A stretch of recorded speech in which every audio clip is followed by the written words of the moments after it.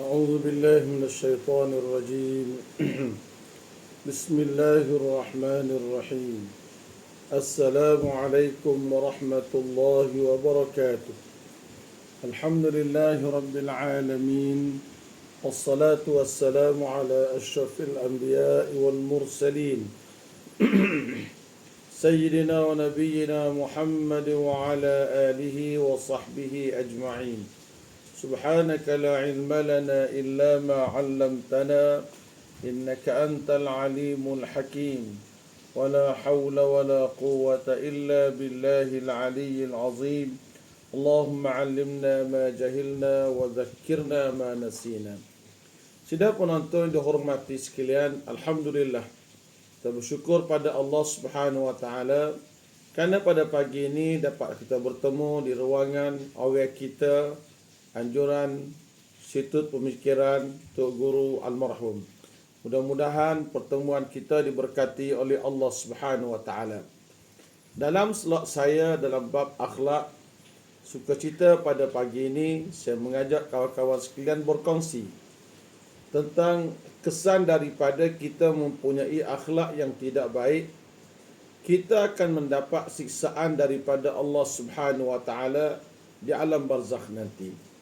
Sebab itulah kita nak katakan di sini bahawa tidak ada suatu benda seperti sabda Nabi SAW, "Ma min syai'in athqalu fil mizani yaumal qiyamah min husnil khuluq." Tidak ada suatu amalan yang dibuat oleh seorang hamba yang akan memberati mizan pada hari kiamat. Mizan artinya neraca amalan kita pada hari kiamat. Min husnil khuluq, selain daripada perangai yang baik. Jadi kalau kita berperangai dengan perangai yang baik, insya-Allah kita akan mendapati kesenangan dalam kehidupan kita di dunia dan juga di akhirat. Lebih-lebih lagi kita nak bincang pada hari ini ialah perangai kita yang tidak baik di atas dunia ini hendaklah kita hindari dan kita baiki kerana kesannya yang buruk akan dapat kita temui apabila kita meninggalkan alam ini. Kita semua yakin bahawa setiap daripada yang hidup akan merasai mati. Firman Allah Subhanahu Wa Taala, "Kullu nafsin dha'iqatul maut." Setiap yang bernyawa pasti akan merasai mati. Apabila kita mati, kita akan dikuburkan. Dan di sana kita akan bertemu dengan satu alam dinamakan alam barzakh yang kita akan hidup padanya sehinggalah kita dibangkitkan oleh Allah Subhanahu Wa Taala. Qala ta'ala, "Wa min waraihim barzakhun ila yaumi yub'atsun." Dan di hadapan mereka itu alam barzakh yang mereka akan hidup padanya sehinggalah hari mereka semua akan dibangkitkan oleh Allah Subhanahu Wa Taala pada hari akhirat kelak. Sidang penonton yang dihormati sekalian, jadi kalau akhlak kita di atas dunia ni tidak baik, kita mengambil perangai yang tidak baik, jadikan rutin kehidupan harian kita, maka kita akan menemui siksa balasan yang buruk daripada Allah Subhanahu Wa Taala. Kena ingat bahawasanya segala yang dibuat oleh kita manusia ini, Allah Taala akan balas. In khairan fa khairun wa in syarra fasyarrun. Kalau dia tu baik, maka balasan baiklah kita akan terima. Wa in syarran, dan kalaulah kita buat amalan yang jahat, fasyarrun, maka jahatlah kita akan terima. Akhlak yang pertama yang akan menyelamatkan kita daripada azab Allah, dan kalau kita nak selamat daripada azab Allah, kita mesti beriman kepada Allah. Kalau kita ambil akhlak yang tidak baik, kita ambil perangai yang buruk, itu perangai menjadi orang yang syirik kepada Allah, orang yang kufur kepada Allah Subhanahu Wa Taala, maka kita akan disiksa oleh Allah. Akhlak yang paling besar yang kita kena jaga ialah akhlak kita dengan Allah Subhanahu Wa Taala. Seperti mana Allah Subhanahu Wa Taala berfirman dalam Al-Quran melalui lidah Luqmanul Hakim. Wa idh qala Luqmanu libnihi wa huwa ya'idhuhu ya bunayya la tusyrik billah. Ingatlah wahai Muhammad sallallahu alaihi wasallam, ketika mana Luqmanul Hakim, seorang yang saleh, berkata kepada anaknya, ya bunayya, wahai anakku, la tusyrik billah, Jangan sekali-kali kamu mensyirikkan Allah. Akhlak yang paling besar, akhlak kita dengan Allah Subhanahu wa taala, perbetulkan akidah kita. Jangan kita mensyirikkan Allah taala itu dengan sesuatu. La tusyrik billah. Karena Allah Subhanahu wa taala kata inna syirka la zulmun azim. Sesungguhnya syirik kepada Allah Subhanahu wa taala itu merupakan kezaliman yang besar. Kalau akhlak kita dengan Allah tidak bagus, kalau perangai kita dengan Allah tidak bagus, kita akan disiksa oleh Allah Ta'ala. Syirik kepada Allah Ta'ala ini a'zamuz dzunub. Ini dosa yang paling besar. Apa dia syirik? Syirik ialah kita memalingkan ibadah kita selain daripada Allah Subhanahu wa taala. Mana kita menyembah selain daripada Allah Subhanahu wa taala, kita berdoa kepada selain daripada Allah Subhanahu wa taala, kita sembahyang kerana selain daripada Allah Subhanahu wa taala, kita menyembelih haiwan, kita minta tolong, minta perlindungan kepada yang lain daripada Allah Subhanahu wa taala, maka itu dinamakan syirik kepada Allah Subhanahu wa taala. Baginda Rasulullah sallallahu alaihi wasallam di saat baginda berbicara berkenaan dengan uqubatul kafir, yakni berkenaan dengan balasan diterima oleh orang-orang yang kafir di hari akhirat kelak, maka baginda sallallahu alaihi wasallam bersabda, kata baginda, "Thumma yuqayyadu lahu a'ma abkam ma'ahu mirzabbatun min hadidin law duriba biha jabalun lasara turaban." فيضربه بها ضربة يسمعها ما بين المشرق والمغرب إلا الثقلين فيصير ترابا ثم تعاد فيه الروح. Ini hadis riwayat Abu Daud. Baginda sallallahu alaihi wasallam cerita, baginda kata kemudian dijadikan bersamanya dalam kuburnya itu akan temannya yang akan sentiasa bersama-sama dengannya. Di mana bersama dia tu ma'ahu mirzabbatun min hadid. Mirzabbah artinya pemukul yang besar yang kita gunakan untuk menghancurkan simin dan sebagainya.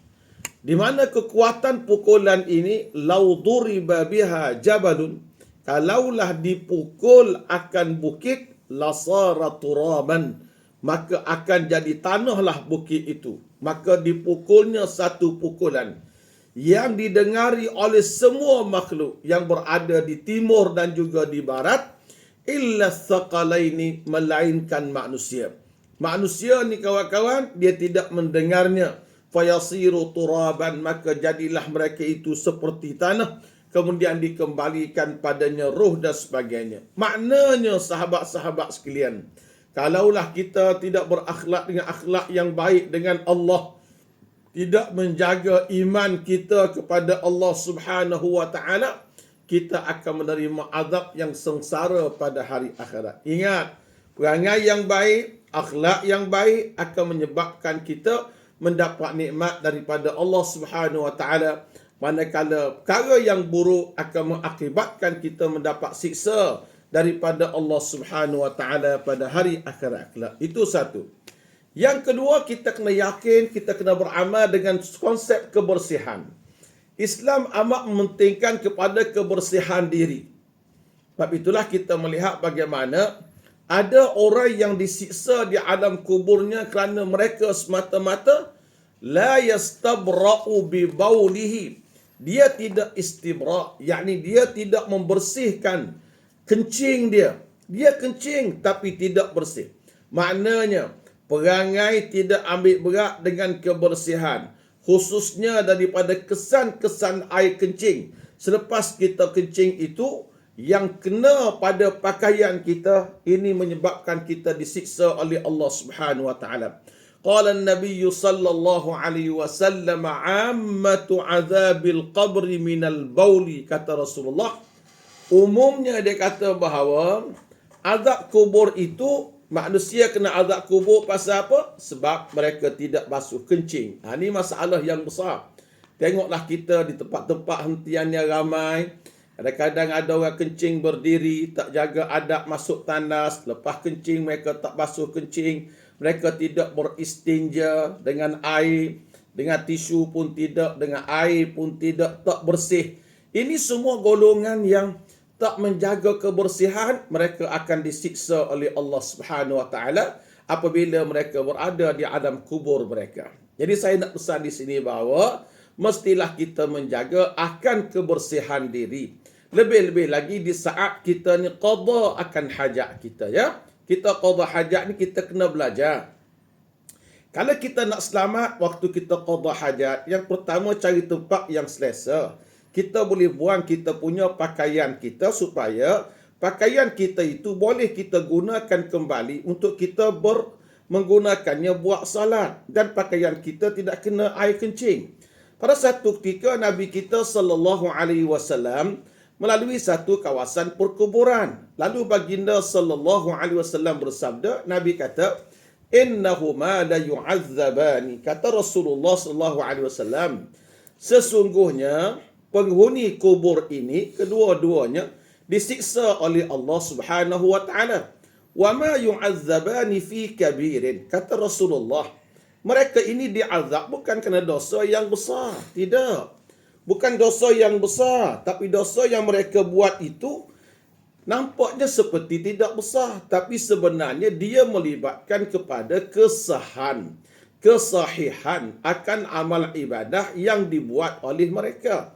Sebab itulah kita jaga baik-baik, kencing kita ni mesti kita kena basuh dengan sempurna. Kita Al-Imam Abu Hamid Al-Ghazali rahimahullah dalam kitabnya Bidayatul Hidayah, permulaan jalan hidayah. Al-Imam Abu Hamid Al-Ghazali rahimahullah, dia kata, bila kita kencing, kita kena istibra' kencing kita. Kena pelawah kita punya kencing kita. Kalau tidak pelawah, mungkin lepas kita basuh kencing, air tadi akan keluar balik dan kena pada seluar kita. Macam mana kita nak buat salat? Buat salat dengan pakaian ni kita basuh kencing tadi. Sebab itulah kita kena istibra'. Istibra' makna kita pelawah. Bagi orang laki-laki dalam kitab tersebut, Al-Imam Abu Hamid Al-Ghazali rahimahullah, dia kata ada 2-3 cara untuk kita istibra'. Cara pertama ialah hendaklah kita bergerak. Lepas kencing kita bergerak sedikit supaya air kencing keluar daripada saluran kencing. Itu satu. Yang keduanya ialah hendaklah kita ni berdehem. Kita berdehem 2-3 kali. Ini akan membantu air kencing yang berada dalam saluran kita ni keluar. Yang ketiga, kita boleh urut di bawah alat kelamin kita. Urut sikit bawah alat kelamin kita ni supaya air kencing tadi keluar. Jadi bila dia sudah keluar, bersih molek-molek, kita kena isahlah kita punya cucilah kita punya kemaluan kita. Kalau kita nak cermat lagi, bawa tisu bagi orang laki-laki. Lepas dia kencing, dah dia berdehem dan sebagainya, maka dia buat apa? Dia istinja dulu dengan tisu. Ambil tisu, dia pun lap dia punya kepala kemaluan laki-laki tadi contohnya. Kemudian dia ambil air, dia cucur lagi. Mana-mana air yang terkena lepas dia sudah bersih daripada air kencing tadi, kena di seluar tu, insya-Allah lah seluar tidak kotor. Jadi maknanya Islam mengajar kita akhlak kebersihan, khususnya kebersihan daripada air kencing kita. Sebab air kencing tadi menyebabkan ibadah kita terhalang. Itu sebab tu Nabi kita sallallahu alaihi wasallam bersabda, kata Rasulullah, "Ammatu azabil qabri minal bauli." Kebanyakan yang diazab dalam kubur itu kerana air kencingnya. Jadi fayambaghi 'alal muslimi, maka sepatutlah kita orang Islam ini ayyahrisa, kita ni hendaklah sangat-sangat suka ala izalatin najasat, untuk menghilangkan segala najis daripada tubuh badan kita, daripada pakaian kita dan daripada tempat solat kita. Jadi kita pakat buat kita semua ni, insya-Allah cuba kita disiplinkan diri dengan kita membasuh akan kencing kita. Bila kita kencing, kita basuh kencing dengan baik. Sebab apa? Sebab benda ni kita akan ditanya oleh Allah Subhanahu Wa Taala dan kita akan dihukum oleh Allah kerana kita tak jaga kebersihan air kencing kita. Dan yang ketiganya ialah kenapa kita diazab oleh Allah kerana akhlak kita yang buruk. Akhlak buruk yang ketiga ialah an-namimah. An-namimah arti kita jadi batu api. Kita pelaga dua orang supaya orang ni bala. Naqlul kalami bainan nasi ala sabili ihdathil khusumati wal masyakil wal ifsadi bainahum. Mana kita pindahkan percakapan daripada A kepada B. Tujuan dia apa? Ala sabili ihdathil khusumat. Untuk mencambahkan benih-benih perbalahan dan benih permusuhan di kalangan kita semua. Jadi kalau jadi batu api menyebabkan semua orang ni balah. A balah dengan B, B balah dengan C, C balah dengan A. Semua orang akan balah pasal apa? Sebab dia suburkan budaya khusumat. Jadi kita orang Islam tak boleh nak menyuburkan budaya khusumat dalam jiwa kita. Kata Ibn Abbas radhiyallahu taala anhuma, marra an-nabiy sallallahu alaihi wasallam biqabrayn faqala innahuma la yu'azzaban wa ma yu'azzaban fi kabirin amma ahaduhuma fakana la yastatiru min al-bawl wa amma al-akharu fakana yamshi bin namimah thumma akhadha jaridah ratbatan fashaqqaha nisfayn فغرز في كل قبر واحدة قالوا يا رسول الله لما فعلت هذا قال لعله يخفف عنهما ما لم ييبسا حديث رواه البخاري ومسلم. Nabi satu ketika melalui dua kawasan kubur. Sabda Rasulullah, kata Rasulullah, innahuma la yu'azzaban. Kedua-dua mereka ini sedang disiksa oleh Allah Ta'ala. Wa ma yu'azzabani fi kabirin. Mereka disiksa ni bukan sebab dosa besar, kata Rasulullah. Adapun seorang yang pertama itu, la yastatiru minal bauli. Yakni dia tidak jadikan tutupan di antara dia dengan kencing dia. Maka kencing tadi, dia kenalah pada bajunya, kenalah pada badannya yang dia tidak cucikan kembali. Jadi pakaian yang sama dia guna buat ibadah pada Allah. Maka ibadah dia tidak sah pada hukum syarak. Wa ma yu'azzabani fi kabirin. Mereka disiksa bukan sebab dosa besar. Amma ahaduhuma fakana la yastatiru minal bauli. Adapun seorang daripada kedua-duanya itu, dia tidak tutupkan, tidak ada tutupan di antara dia dengan air kencing dia. Wa ammal akharu, adapun yang satu lagi, kata Rasulullah, fakana yamshi bin namimah, maka ia ni berjalan, bawa mulut, pelaga orang sana, pelaga orang sini. Biar orang boleh balah belaka. Thumma akhadha jaridatan ratbatan. Kemudian Nabi kita ambil satu pelepah yang masih basah. Fashaqqaha nisfaini. Nabi kita belah dua pelepah tadi. Maka Nabi letak di satu kubur ni pada satu kubur ni. Lalu sahabat berkata, qalu ya Rasulullah lima fa'alta hadha.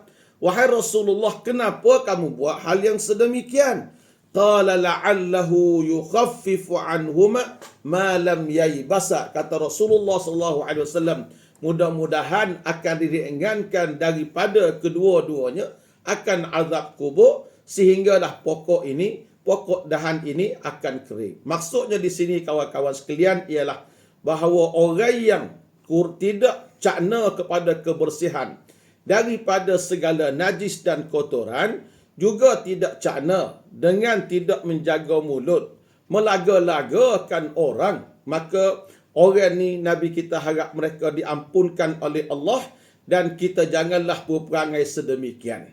Jangan kita jadi orang yang namam. Namam maknanya orang yang sentiasa jadi batu api. Duk pelaga orang tu, suruh balah dengan orang ni, duk hasut orang tu, suruh balah dengan orang ni. Itu bukan cara kita orang Islam. Orang Islam tidak berakhlak dengan akhlak yang sedemikian. Itu bukan cara dia. Salah kita ada perangai lagu tu. Kebersihan kita kena jaga, balah orang, jangan kita pelaga. Sepatutnya kita ni jadi pendamai di antara dua pihak. Tak boleh nak jadi isu kita balah dengan orang, tak boleh. Biarlah kita menjadi pendamai di antara A dengan B. Bukannya kita jadi pemecah belah di antara A dengan B, ya. Nabi kita tidak suka. Adapun bagi orang yang mengumpat, boleh yang satu laginya, bila kita bincang soal menjadi batu api, dia boleh pergi juga kepada soal menjadi pengumpat. Orang yang mengumpat itu juga, kalau mereka mati seksa, dia akan diazab dalam kuburan mereka. Faqad qala Rasulullah sallallahu alaihi wasallam. Maka baginda Rasulullah sallallahu alaihi wasallam berkata, "Lamma urija bi marartu biqaumin lahum adfarun min nuhasin yakhmushuna wujuhahum wa sudurahum. Faqultu man haula'i ya Jibril? Qala haula'i alladhina ya'kuluna luhuman nas wa yaqa'una fi a'radihim." Rawahu Abu Daud, hadis yang sahih. Kata Rasulullah, "Lamma urija bi," bila aku dimi'rajkan dan dibawa naik ke langit sana, aku diperlihatkan marartu biqaumin, diperlihatkan satu kaum. Apa sifat mereka? Lahum adfarun min nuhasin. Mereka ada kuku daripada tembaga yang tajam. Yakhmushuna wujuhahum, yakni dengan yang tajam itu dia menggaru akan muka-muka mereka dan menggaru juga merobek-robek akan dada mereka. Faqultu man haula ya Rasulullah. Lalu aku berkata, siapakah mereka ini wahai Rasulullah? Qala, sabda Nabi sallallahu alaihi wasallam, haula alladhina ya'kuluna luhuman nas. Mereka ini ialah orang-orang yang memakan daging manusia lain. Wa yaqa'una fi a'radihim, dan menjatuhkan muruah ataupun maruah orang lain. Golongan ini golongan disiksa oleh Allah. Orang yang berperangai sebagai batu api. Orang yang berperangai suka cara hal lain sehingga mengumpat akan hal orang lain. Mereka ini akan disiksa oleh Allah Subhanahu wa taala di alam barzakh mereka nanti. Ingat baik-baik, jaga akhlak kita, jangan kita mengumpat orang, jangan kita pelaga orang untuk orang bala. Kita orang Kelantan negeri yang didiami padanya oleh para alim ulama yang ramai, asatizah yang ramai. Tentukan perangai kita ni sebaik mana orang yang kita warisi.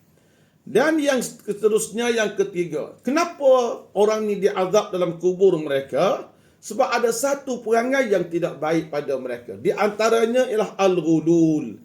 Al-ghulul maknanya kita mencuri daripada harta rampasan perang di jalan Allah Ta'ala. Mengambil sebelum diadakan pengagihan. Orang yang ghulul, dia mengambil harta orang ramai. Tidak dengan cara yang betul. Harta orang ramai ni macam-macam lah. Harta kerajaan, harta orang ramai. Sebab kerajaan itu milik rakyat. Ya. Adapun pembesar-pembesar, ketua-ketua jabatan, mereka pemegang amanah bagi pihak rakyat yang mereka berada padanya. Jadi kalau kita ambil sesuatu daripada harta rampasan perang ataupun daripada harta baitul mal, kalau kita ambil cara tak betul, pada hari akhirat kelak Allah Subhanahu wa taala kata, "Wa may yaghlul ya'ti bima ghalla yaumal qiyamah." Sesiapa yang mengambil harta awam, harta orang ramai, dia curi harta rakyat, ya'ti bima ghalla yaumal qiyamah, dia akan bawa mari benda yang dia guna tipuan tadi pada hari kiamat kelak. Jadi kalaulah kita kata ghulul ini di antara sebab kenapa orang ni masuk neraka Allah. Jangan kita menjadi pencuri harta awam. Tak boleh. Jangan buat tututan perjalanan yang palsu, klaim yang palsu. Tak boleh. Pada harta-harta kerajaan. Kalau kita jadi driver, jangan ambil selenda di tempat kedai beki kereta. Nanti pomer tu akan klaim dengan kerajaan, menyebabkan kita ni pula mengambil harta kerajaan. Macam-macamlah wujudnya, caranya bagaimana kita nak mengambil harta yang rakyat cara tak betul. Qala Abu Hurairah radhiyallahu anhu, "Iftatahna Khaybara wa lam naghnam zahaban wala fiddah. Innama ghanimna al-baqara wal ibila wal mata' wal hawaid."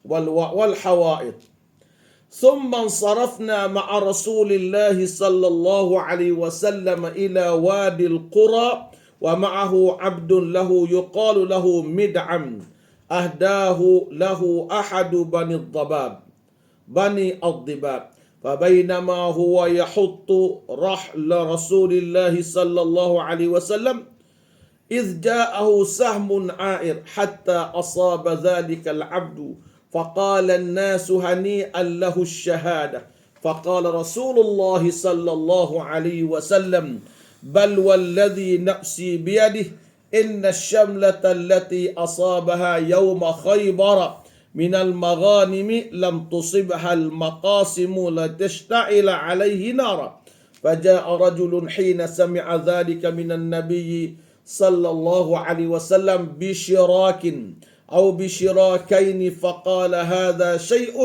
كنت أصبته فقال رسول الله صلى الله عليه وسلم شراك أو شراكان من نار. Ini satu kisah Nabi kita sebut bahawa waktu kami pergi perang Khaybar, lalu kami benar memerangi bandar kapal Khaybar ini. Kami pun lepas kami perang ni, kami tak boleh hadiah apa-apa. Mah pun tak ada, perak pun tidak ada. Yang kami rampas ialah haiwan. Sama ada kerbau ataupun lembu ataupun apa-apa keseronokan dan juga kebun-kebun pertanian. Kemudian bila kami berpaling balik pada Wadi Al-Qura, bersama Nabi ada seorang hamba nama dia Mid'am. Nabi kita hadiahkan ahdahu lahu ahadu bani ad-Dibab. Yani ada apa dia ni, Mid'am ini seorang hamba yang dihadiahkan oleh satu kumpulan orang kampung Bani ad-Dibab.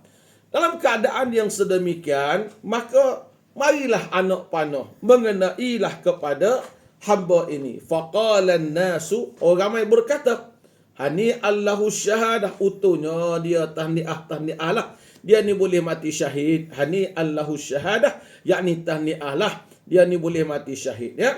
Faqala Rasulullah sallallahu alaihi wasallam. Nabi kita kata, bal walladhi nafsi biyadi. Inna syamlata. Sesungguhnya syamlah. Syamlah ni ialah kain yang dia pakai di atas bahu untuk menutupi dua bahu. Letak kain bahu sebar ni sampai ke atas belakang. Tu Arab panggil syamlah. Allati asabaha yawma Khaybar. Yang dia ambil pada hari Khaybar, daripada hari Khaybar, daripada harta-harta rampasan perang, lam yusibhal maqasim, yang dia ni masa tu belum lagi diagihkan pembahagiannya, la tashta'ila alaihi nara, kawan ni, orang ni kena azab dengan api neraka, dengan api. Faja'a rajulun hina sami'a dhalika minan nabi, maka dengar cerita Nabi cerita lagu ni, marilah sahabat lain, wak mari selipar satu, wak mari selipar dua. Dia kata Rasulullah, ini yang hamba ambil. Ini yang hamba ambil Rasulullah. Orang lain pula mari selipar sedua.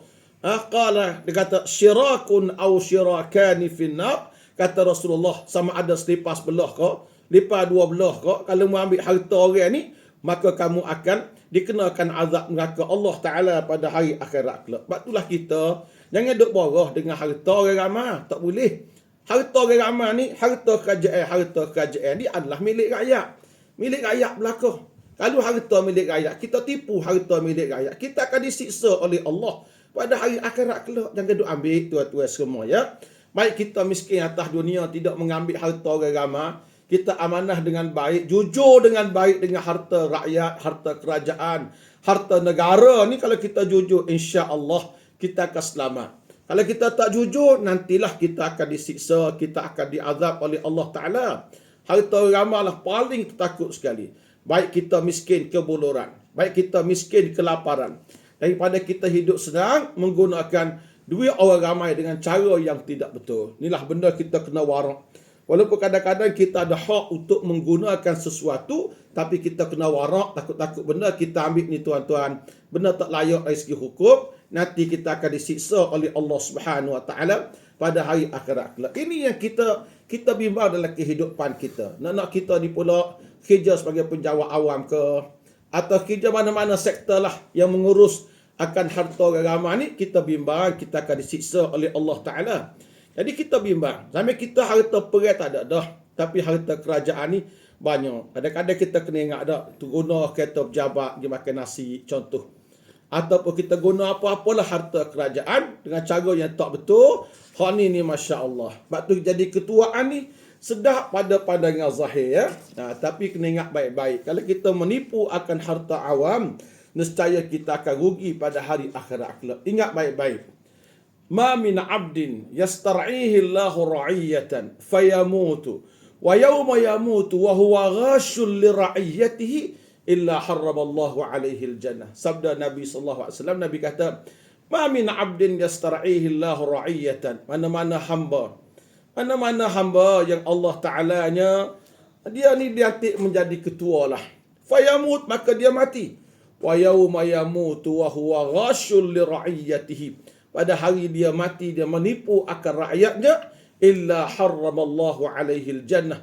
Melainkan Allah Ta'ala haramkan ke atasnya syurga. Jadi kita harap mudah-mudahan perangai yang tidak baik yang menyebabkan kita merana di alam barzakh kita ini kita dapat hindarkan. Di antaranya ialah akhir tadi saya sebut masalah kita menyalahgunakan harta awam, kemudian kita mengumpat orang, kemudian kitanya menjadi batu api, pelaga dua orang untuk balah, kemudian tak cana dengan kebersihan diri daripada najis, dan kemudian adab kita dengan Allah, yakni kita mesti mentauhidkan Allah, jangan kita mensyirikkan Allah. Kalaulah kita ada perangai tak baik macam ni, kita baiki diri, kita banyakkan bertaubat kepada Allah Ta'ala. Kita sekarang ni menjelang bulan Ramadan yang mulia. InsyaAllah sebulan lebih lagi Ramadan akan datang. Kita pakat-pakatlah buat kita ni baiki diri. Ya Allah, ya Tuhan kami, islahkanlah diri kami. Ampunilah akan dosa-dosa kami. Islahkanlah semua sahabat-sahabat kami supaya dapat berakhlak dengan akhlak yang baik untuk kebahagiaan kami di syurga kami pada hari akhirat nanti insya-Allah. Yang baik daripada Allah Subhanahu wa taala, yang tak baik kelemahan diri saya sendiri. Mudah-mudahan tazkirah bab akhlak dari sudut risiko kita di akhirat ini dapat manfaatnya pada kita sekalian. Selamat menonton, selamat mendengar di ruangan IPTG. Seluruh orang kita bersama saya Ustaz Saibun bin Ismail wa sallallahu ala nabiyyina Muhammad wa ala alihi wa sahbihi ajma'in. Wassalamu alaikum warahmatullahi wabarakatuh.